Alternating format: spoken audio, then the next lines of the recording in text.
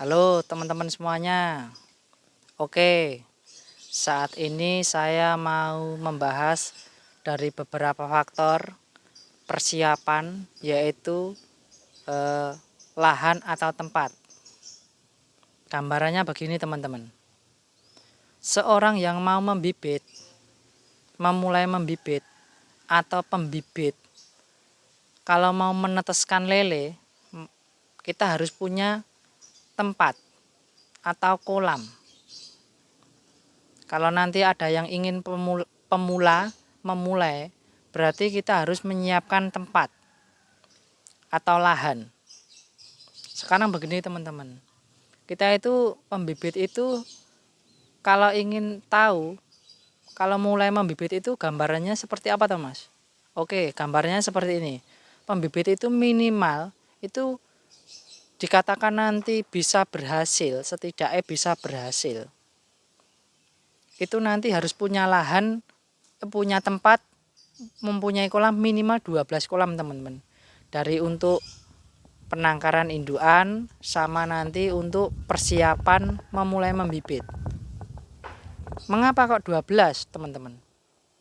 Karena begini teman-teman, nanti kolamnya itu harus banyak. Karena telur lele itu nanti kan 1 kilo induk lele minimal itu bisa 60 sampai 70 ribu teman-teman. Makanya kita persiapannya itu minimal 12 kolam. Karena nanti kolam itu nanti untuk untuk menyeleksi.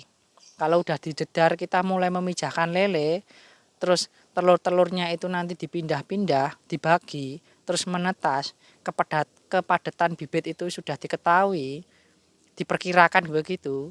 Nah, itu nanti kan ada istilah nyeleksi teman-teman.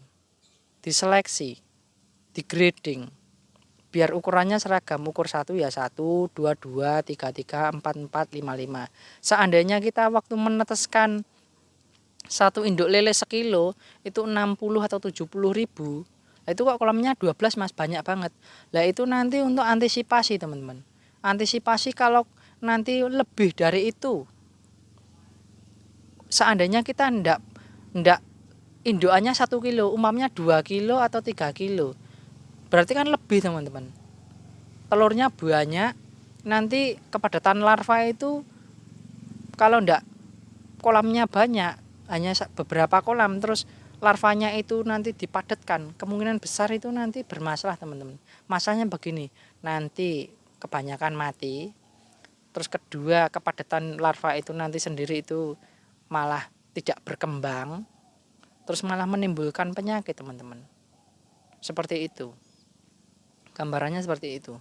Nah makanya kolamnya itu minimal berapa? 12. Oke, kalau untuk nanti ini baru 1 kilo teman-teman atau 2 kilo. Kalau ingin aku meneteskan ratusan ribu Mas, ya teman-teman harus mempunyai kolam lebih dari ini. Seandainya cuma 12 tok, ya bisa sebenarnya teman-teman meneteskan 100 ribu ukuran kecil. Ukuran umpamanya indukannya 2 kilo bisa 100 ribu. Tapi teman-teman kalau untuk membibit, nanti menjual bibit, umpamanya ini dijual teman-teman, kalau dijual bibitnya itu nanti sampai ukuran 7 itu kepadatan teman-teman, kurang.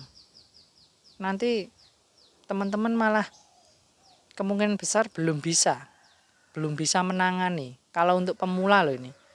Kalau untuk yang sudah berpengalaman sendiri nanti ya juga mohon maaf ya teman-teman, bisa spot jantung. Kalau mau tidak dijual-jual bibitnya udah ukur besar, hanya kolamnya 12, kepadatan tinggi, ya nanti airnya harus mudah diganti.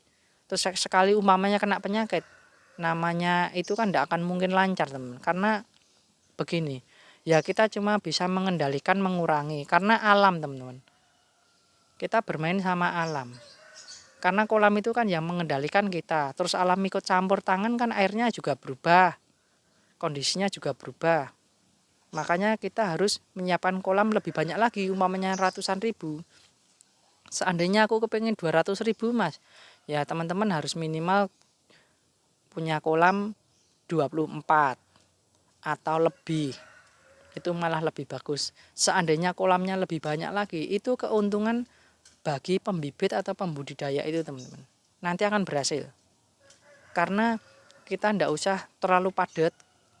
Yang penting maksimal kolam itu satu kolam diisi 10.000. Ukur 7. Ukur besar ya teman. Ukur 8 juga ndak apa-apa. Tapi harus 7 hari atau 8 hari bibit itu harus keluar. Atau dipindah. Atau dikurangi.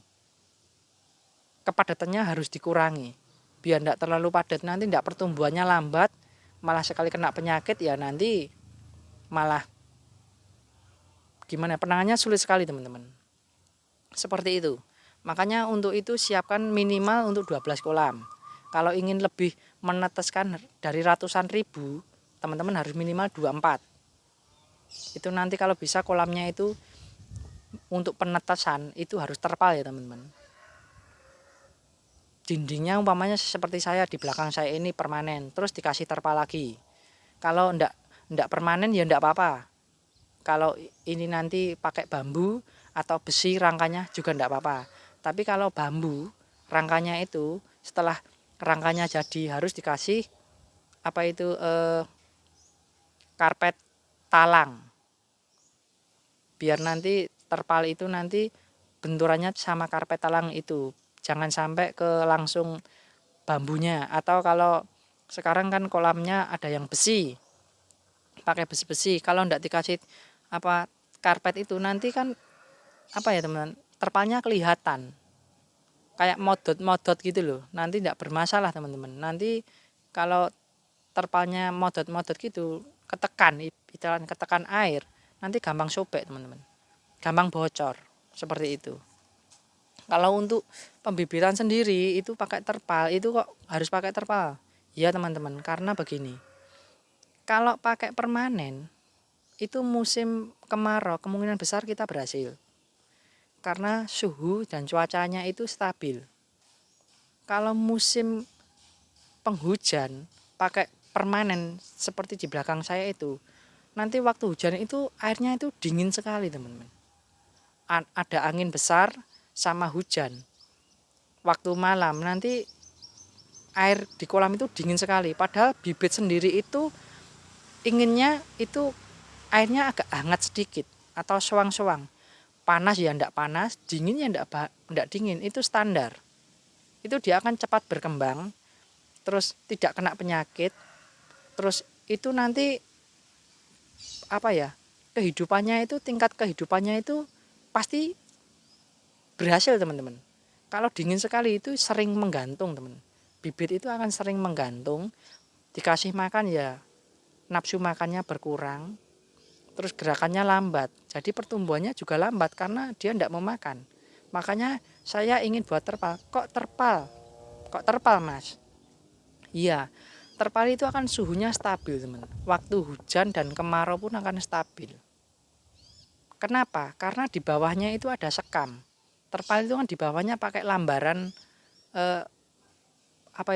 bekas padi itu loh. Sekam padi itu loh, berambut itu loh teman-teman. Atau dikasih potongan geraji, itu enggak apa-apa. Tapi kalau dikasih gabah, dikasih jerami bagaimana? Bisa, tapi nanti penataannya terpal itu sulit. Yang paling bagus itu sekam berambut.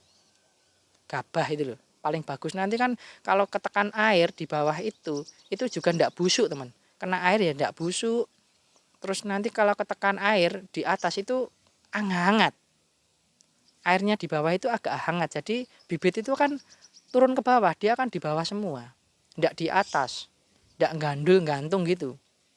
Kalau dikasih makan dia akan langsung respon. Seperti itu. Makanya saya mau minta teman-teman pakai terpal. Minimal umpamanya kolam saya 12. Minimal terpal itu harus 6 teman-teman. Untuk penetesan dulu. Untuk menyelamatkan bibit ukur 1-3. Itu selama 3 hari sampai 21 hari. Setelah itu ukur 3 mau dipindah ke tempat permanen, disaring ke tempat permanen itu boleh. Itu untuk satu induk umpamanya induknya sekilo ya teman-teman, umpamanya 2 kilo atau 3 kilo, berarti teman-teman harus lebih dari itu. Dari yang pertama tadi aku bilang, teman-teman harus terpalnya kolamnya itu harus minimal 24 atau lebih dari ini, 30 atau 40 itu lebih bagus.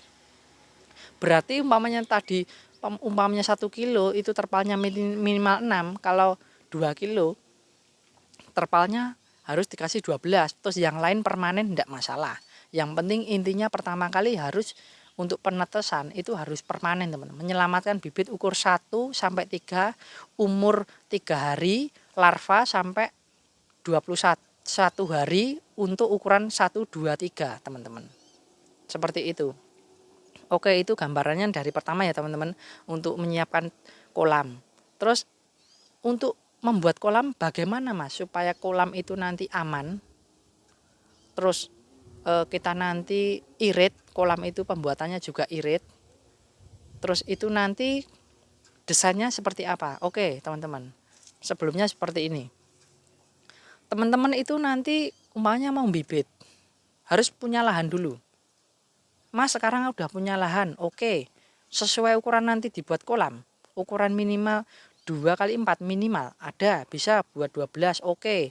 Buat umpamanya berkembang nanti bisa ditambah lagi buat kolam sampai 30 lebih bisa, oke, ditentukan. Berarti lahannya luas, oke siap. Terus setelah itu sebelum teman-teman membuat kolam, kan itu nanti pohon-pohon umpamanya itu kan kebun ya teman-teman. Dipotongi dulu, diratakan. Setelah itu jangan buat kolam dulu teman-teman. Pastikan dulu jangan buat kolam. Tapi pastikan cari sumber air dulu. Seandainya di situ tidak ada sumur ya teman-teman. Kita tidak ada sumur, kita buat sumur tancap, sumur bor. Kalau sudah ada sumur, ya udah tidak apa-apa. Tapi harus dites dulu, layak enggak airnya itu. Airnya itu nanti berbau enggak, berkarat enggak, terus mengandung merkuri enggak, terus diambil itu nanti habis enggak. Seandainya sumur itu udah ada, ya kita coba kita pakai pompa apa diesel, diambil itu sehari itu 6 jam full terus, dikasih bensin dulu mesinnya, terus atau submersible dibuang sampai 6 jam itu keluarin, habis enggak. Kalau ndak habis sumur itu ya sudah, kita ndak usah buat sumur. Berarti kita tinggal nata kolam, penataannya. Biar kolam nanti satu dilihat ya enak, kita kerja ya menguasai lapangan, irit biaya kolam, terus dari segi buangan sekalian itu mengalirnya kemana, terus nanti biar ndak merugikan yang lain atau nanti buangannya itu bisa terarah, disatukan ke tempat pembuangan satu pintu, gitu seperti itu. Oke, itu tadi seperti itu. Kalau sudah sumur ya teman-teman, itu kembali lagi. Kalau sumurnya sudah bagus ya sudah. Kalau enggak, kalau belum, kita buat sumur tancap dulu. Mengapa kok sumur Mas? Dibuat sumur dulu. Iya, karena umpamanya seandainya teman-teman nanti membuat kolam, sudah membuat kolam terpasang udah beberapa minggu atau bulan udah dibuat, terus teman-teman memanggil yang buat sumur, membuat umpamanya sumur bor ya teman-teman, disuruh ngebor di situ, ternyata sumber airnya ndak ada teman-teman, apa orang ndak kesusahan nanti, ternyata sumbernya itu ada di kolam di situ mungkin sebelahnya atau sebelahnya, kan ndak bisa teman-teman, jadi kan kesusahan teman-teman, nanti kita ngulang lagi. Bongkar kolam itu terus di situ dicari sumber airnya. Makanya cari sumber dulu, sumber airnya dulu. Biar sumber airnya itu dipastikan ditemukan dulu. Diambil yang bening, pokoknya istilahnya yang bening, ndak berbau, ndak bermerkuri. Nah, sudah dipastikan, terus dibuat sumur, terus diambil sampai ndak habis, tak terbatas. Oke, sekarang kita buat kolam teman-teman. Kolamnya disesuaikan ukurannya minimal 2 kali 4.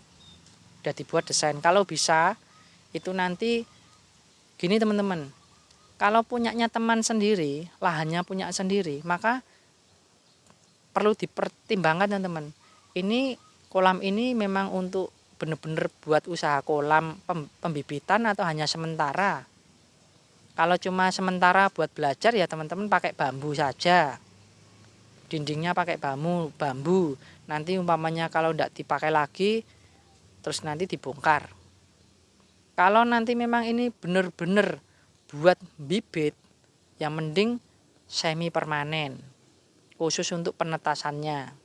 Tapi kalau untuk pendederannya agak besar itu bisa permanen. Ya minimal kan 6 buat semi permanen. Lapisannya terpal. Itu bisa. Kalau itu punyanya sendiri lahannya ya teman-teman. Kalau lahannya itu punyanya orang, minjem. Atau tanahnya itu nanti punyanya sendiri tapi tanahnya itu bergerak. Yaitu harus teman-teman pakai dindingnya pakai bambu atau besi. Terus dilapisi karpet talang untuk pelindung terpal itu. Lah umpamanya nanti udah buat kolam, kita permanen. Ini umpamanya minjem ya teman-teman, minjem lahan. Kolamnya jadi terus besok waktu menetesin terus mau beberapa tahun terus mau diambil buat rumah atau diminta yang punya lahan dibuat untuk usaha sendiri kan berarti harus dibongkar teman-teman. Nah kalau pakai terpal, pakai bambu itu bisa dicopot nanti. Nanti kita ndak rugi biaya teman-teman. Umpamanya pakai besi ya tinggal dicopot, diringkes gitu saja, nanti lahannya seperti semula dan ndak ada bangunan. Jadi enak, kita bisa pindah lagi ke tempat yang lain. Atau bambu ya bisa, bambunya dicopot terus dipindah yang lain, seperti itu teman-teman. Makanya itu perhatikan dan perhitungkan dulu lahannya itu bagaimana. Kalau lahannya itu kan bergerak kan ndak bisa dibuat permanen, nanti malah biayanya lebih mahal pakai rangkanya besi. Buat kolam ndak usah mahal-mahal banget teman-teman. Yang penting ndak bocor dan kuat gitu saja. Kalau rangkanya itu besi ya membengkak nanti biayanya. Nah itu seperti itu teman. Kalau lahannya itu nanti istilahnya tidak terkena bencana, ya kita nanti perhatikan loh teman-teman, ini lahan itu nanti memang tidak kena bencana enggak, banjir enggak. Kalau tempatnya pinggir kali atau tempatnya situ banjir mending enggak usah teman-teman. Nanti rugi nanti teman. Waktu mulai penetesan banjir gitu, bibitnya nanti pada keluar nanti lepas semua teman-teman. Atau tanahnya longsor, bergeser itu diperhatikan teman-teman. Pemilihan lahan itu penting sekali. Jadi tolong teman-teman perhatikan itu ya teman-teman biar kita nanti bekerja enak. Terus kalau bisa nanti begini, setelah pakai permanen atau pakai bambu, lah itu nanti kalau bisa dindingnya kolam itu dibuat kolamnya itu dibuat paralel teman-teman. Jadi dinding satu sama kolam dinding satu berkaitan terus, sama itu loh di belakang saya itu. Ini loh, irit tempat ini. Jadi yang dindingnya satu bisa kita buat kolam lagi, yang satunya dindingnya buat kolam lagi, yang satunya buat lagi gitu. Ndak usah buat kotak, kolamnya kotak satu, terus dikasih jarak 1 meter buat kotak lagi, kan biayanya lebih banyak teman-teman. Itu nanti memakan lahan juga, lahannya lebih luas lagi nanti. Mending nempel-nempel gitu, dindingnya bisa dipakai begitu, seperti itu biar irit, biayanya agak irit, seperti itu. Nanti setelah ini teman-teman, lahannya udah jadi, kolamnya udah jadi, sumbernya udah jadi untuk buatan kolam sendiri itu nanti minimal pembuangannya teman-teman, biar nanti airnya itu nanti waktu menguras mau memanen atau mengganti air itu harus minimal buangannya 2 dim ya teman, diameter 2 dim. Nanti kalau ukuran kolam 2x4 dikasih 3/4, kecil sekali ya teman-teman. Nanti lambat sekali, lama buangnya air. Nanti memakan waktu. Kalau pembibitan tidak usah lama-lama teman-teman. Kalau bisa cepat. Karena penanganannya harus cepat. Kalau kolamnya banyak, kalau untuk mengganti air itu minimal kalau buangan ukuran 2x4 itu bisa 1 jam teman-teman. Setengah jam sampai 1 jam. Apa nanti memakan waktu lama sekali tuh untuk satu kolam. Kalau 12 kolam atau 3 sampai 15 sampai 20 30 itu apa enggak kelamaan teman-teman. Jadi minimal itu kolamnya 2 dim ya buangannya. Terus jaraknya untuk buangan itu minimal 20 cm dari pojok-pojok teman-teman. Umpamanya dari pojok ini ya teman-teman. Ini.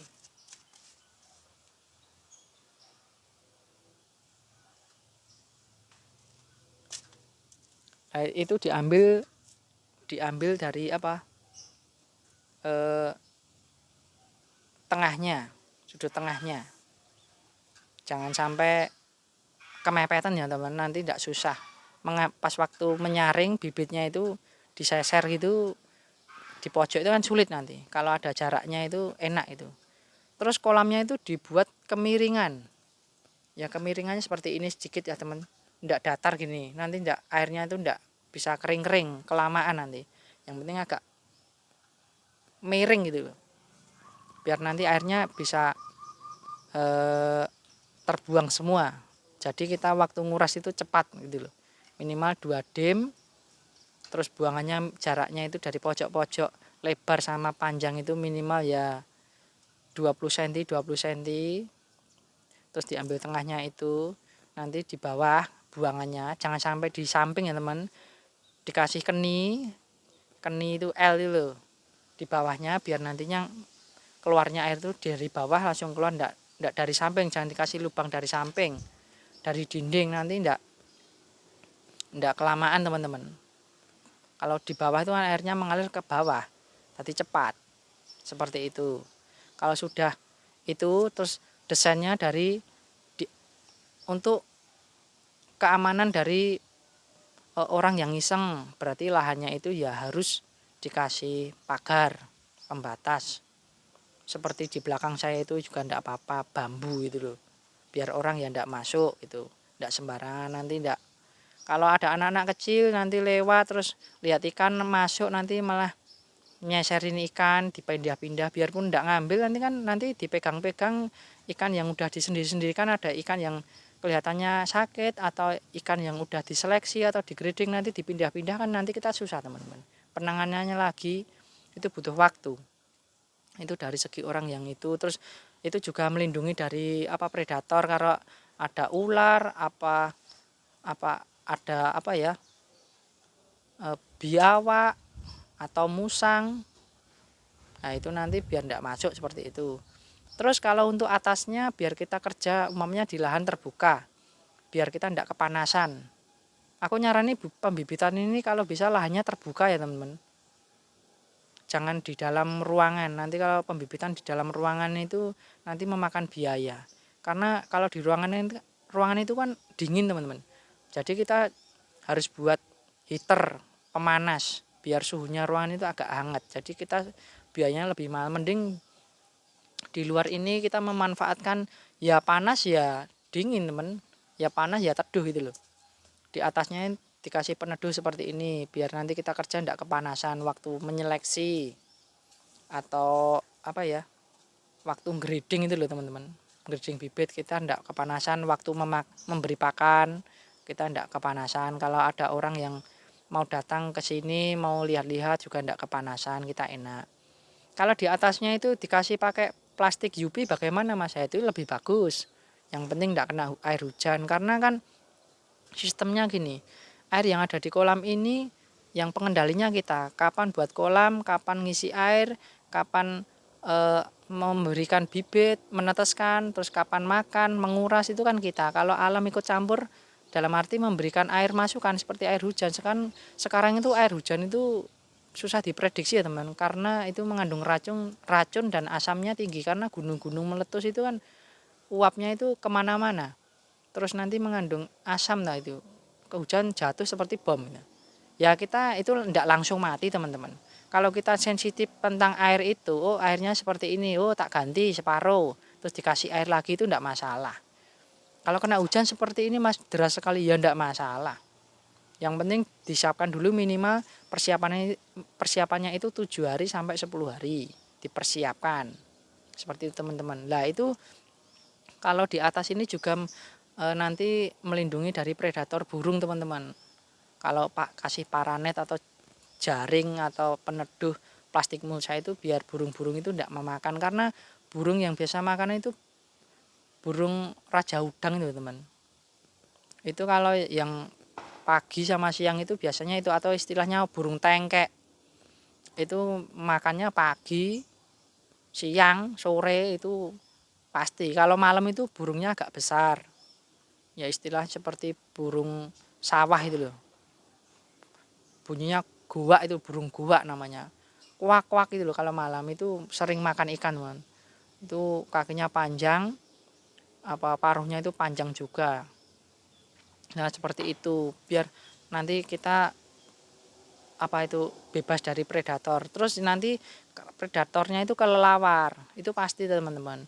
Ya bisa aja nanti dinding semuanya itu dikasih jaring, atau kalau enggak, wah ini jaringnya besar sekali mas, lahan saya itu, ya udah nanti bisa, kalau yang penting di atas kolam itu nanti dikasih bambu-bambu itu loh, dikasih bambu supaya dia enggak bisa nyamber, dikasih minimal ya 3 bambu itu enggak apa-apa. Kalau dikasih mas tali tambang ditarik-tarik gitu, ya enggak apa-apa, itu enggak masalah. Yang penting nanti teman-teman waktu mau nguras kasih makan enggak, istilahnya enggak repot gitu loh, biar enak gitu loh. Ya nanti biar enggak disaut. Kelelawar itu kan kalau masih kecil-kecil, umur 7 hari sampai 21 hari itu, kalau malam tuh pasti nyamber. Nanti jatuh ke tempatnya yang kolam-kolam, kadang-kadang di bawah lantai atau di tanah. Pindah-pindah itu nanti. Itu nanti juga sakit, ikan digigit itu pada sakit. Makanya itu harus kita tahu teman-teman, biasanya jam 8 sampai pagi. Itu nanti banyak teman-teman kelelawar itu, rombongan. Kalau untuk pemula, kalau kelelawar itu belum tahu ya pasti tidak datang. Tapi selanjutnya pasti lama-lama datang. Kalau 1-2 datang, terus besok-besoknya pasti banyak. Seperti itu. Nah itu dari segi itu keamanan. Kalau sudah semuanya segi keamanan, kolam, buangan kita kerja enak, dari sumber air dekat. Terus sekarang begini teman, dari buangan itu sendiri teman-teman, air itu nanti dikumpulkan dari limbah air untuk kurasan ini, bisa dikumpulkan buat cacing sutra teman, buat makan. Kotoran-kotorannya itu buat makan cacing sutra. Kita buat lahan pembuatan cacing sutra, nanti tak buatkan sendiri videonya teman-teman. Makanya dari itu yang penting air itu jangan pembuangannya dekat kolam itu sendiri, jaraknya agak jauh, karena kalau dekat itu menimbulkan bau.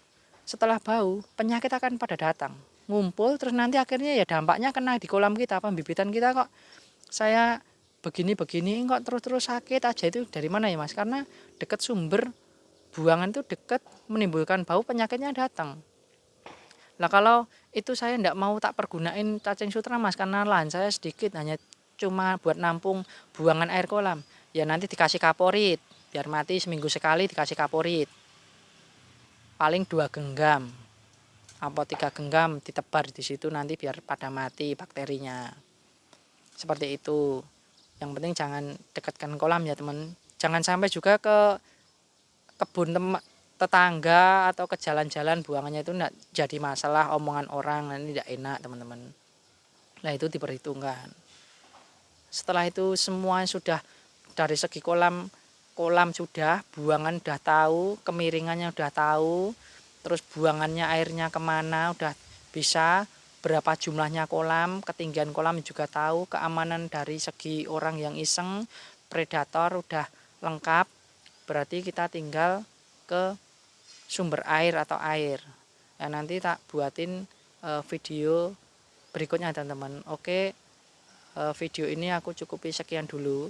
Kalau nanti ada kekurangan, mohon maaf, mungkin bahasa saya atau kata-kata saya itu ya kurang baik. Saya mohon maaf kalau ada kekurangan di video ini. Nanti bisa komen.